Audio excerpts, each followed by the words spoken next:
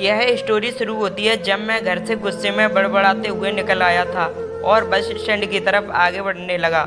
मन ही मन बड़बड़ा रहा था, पता नहीं कितने पैसे छुपा के रखे हैं, लेकिन मेरे लिए एक बाइक नहीं ले सकते। अब मैं यहाँ से चला जाऊँगा और तब तक वापस नहीं आऊँगा जब तक मैं खुद के पैसे से बाइक नहीं खरीद लेता। इतना सोच ही रहा था तभी मेरे पैर में मुझे कुछ चुभने का एहसास हुआ। नीचे देखा तो समझ आया कि जल्दबाजी में पापा के जूते पहन आया हूँ। उन जूतों में कील उभरी हुई थी जो मेरे पैर में बार बार घायल किए जा रही थी, लेकिन उस समय गुस्सा अधिक था तो मैं बड़बड़ाते हुए आगे बढ़ गया। एकाएक मुझे याद आया कि मैं पापा का पर्स भी साथ ले आया हूँ। मेरे खुरापाती दिमाग में एक ख्याल आया, क्यों ना आज पापा का पर्स चेक किया जाए, जिसे आज तक उन्होंने किसी को हाथ तक नहीं लगाने दिया था। पता नहीं कौन सा खजाना छुपा है इस पर्स में जो किसी को हाथ नहीं लगाने देते थे। जब मैंने पापा का वह पुराना पर्स खोलकर देखा तो उसमें पैसे तो नहीं मिले, लेकिन पैसे की जगह पर एक डायरी रखी हुई थी। तब मैंने सोचा, ओए इसमें तो खजाना छुपा रखा है। तब समझ रहा था कि यहाँ पापा ने लिखा होगा कि किससे कितने पैसे लेने हैं और किसको कितने पैसे दिए हैं, लेकिन मैं गलत था। जब मैंने उस छोटी सी डायरी का पहला पेज खोलकर देखा तो वहाँ पर जो लिखा था वह थोड़ा सीरियस कर देने वाला था। डायरी में जो लिखा था उसे पढ़ने के बाद मेरे चेहरे पर जो एक्सपीरियंस थे वह गायब हो चुके थे, क्योंकि डायरी में वैसा कुछ नहीं था जैसा मैं सोच रहा था। वहाँ पर उन पैसों का हिसाब लिखा हुआ था जो अलग अलग कामों के लिए अलग अलग लोगों से उधार लिए गए थे। उस लिस्ट में कंप्यूटर के नाम पर भी पैसे लिए गए थे। कुछ यूँ लिखा था, 50,000 बेटे के कंप्यूटर के लिए। यह वही कंप्यूटर था जिसे मैं आज तक यूज कर रहा हूँ, लेकिन मुझे यह पता नहीं था उस कंप्यूटर को खरीदने के लिए पैसे कहाँ से आए थे। लेकिन आज पता चल रहा था। मुझे आज भी याद है जब मैंने पहली बार कैमरे के लिए जिद की थी, जो मेरे पापा ने मुझे 2 हफ्ते बाद मेरे बर्थडे पर ला कर दिया था, जिसे देखकर मैं बहुत खुश हुआ था।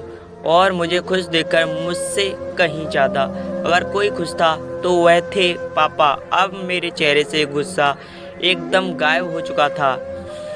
जब मैंने आगे का पन्ना पलटा तो वहाँ पर कुछ 20 इच्छाएं लिखी हुई थी। पहली जो 20 थी उसमें जो लिखा हुआ था, अच्छे जूते पहनना। यह बात मेरी कुछ समझ नहीं आई।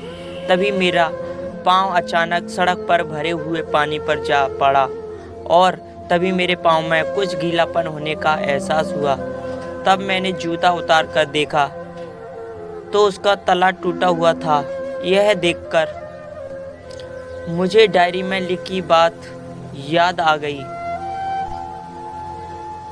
तभी मुझे माँ पापा की कई बातें भी याद आ रही थी कि कैसे माँ जब कहा करती थी पापा से, अब तो जूते पुराने हो गए, नए ले लीजिए, तो पापा अक्सर यह कहकर टाल दिया करते थे, जूते अभी और चलेंगे, अभी कुछ दिन पहले तो लिए थे। मुझे आज समझ आ रहा था कि कितने दिन और चलेंगे। साथ ही साथ यह भी समझ आ रहा था कि पापा पर्स को क्यों छुपाकर रखते थे। तभी उस डायरी को पढ़ते हुए बस स्टैंड पर पड़ी बेंच पर आकर बैठ गया। अब उस डायरी का आखिरी पन्ना बचा हुआ था। उस पन्ने को जब मैंने पलट कर देखा तो वहाँ कल की डेट लिखी हुई थी। तारीख के नीचे लिखा हुआ था 50,000 रुपये बाइक के लिए।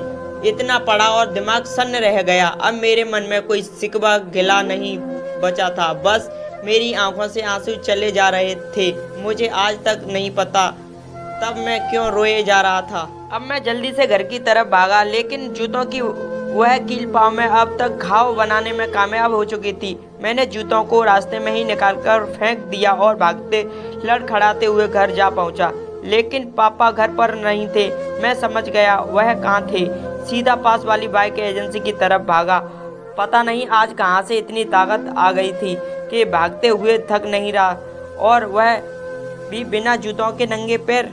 जैसे तैसे मैं बाइक एजेंसी पर पहुंचा। पापा वहीं थे। मैंने पापा को दौड़कर गले लगा लिया और मेरी आंखों से आंसू रुकने का नाम नहीं ले रहे थे।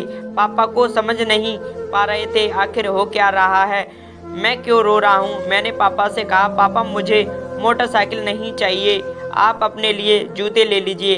अब आज से मैं जो भी करूँगा अपनी मेहनत से अपने बलबूते पर पढ़ कर करूँगा। दोस्तों बस इतनी सी थी ये कहानी।